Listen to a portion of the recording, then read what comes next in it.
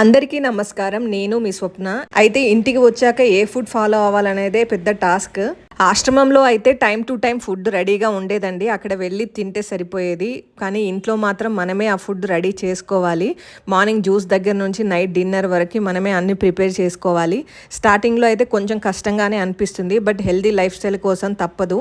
ఈ జ్యూస్కి నేను beetroot, carrot, కీరాతో చేస్తున్నా. అవన్నీ చిన్న చిన్న పీసెస్లా కట్ చేసుకున్నాను.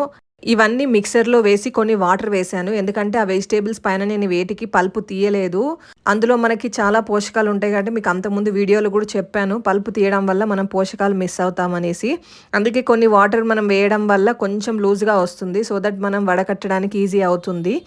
Walnut, water melon seeds, sunflower seeds, బాదం కూడా. మనం ఆల్మండ్స్ తినడం వల్ల హెయిర్ ఇంప్రూవ్ అవుతుంది.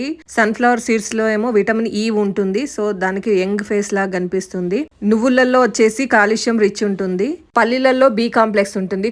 వాటర్ మిలన్ సీడ్స్ లో హై ప్రోటీన్ ఉంటుంది. పంకిన్ సీడ్స్ లో జింక్ ఎక్కువ ఉంటుంది. ఇలా నా డిన్నర్ కంప్లీట్ చేశాను. ఇందులో కార్న్, ఫ్రూట్స్ మిస్ అయ్యాయి. ఆ వీడియో తీసుకోలేదు. మనం ఆయిల్ ఫుడ్ లేకుండా తినాలంటే ఇలాంటి వస్తువులు ఆర్డర్ చేసుకోవాలండి. ఇవి వచ్చేసి సన్ఫ్లవర్ సీడ్స్.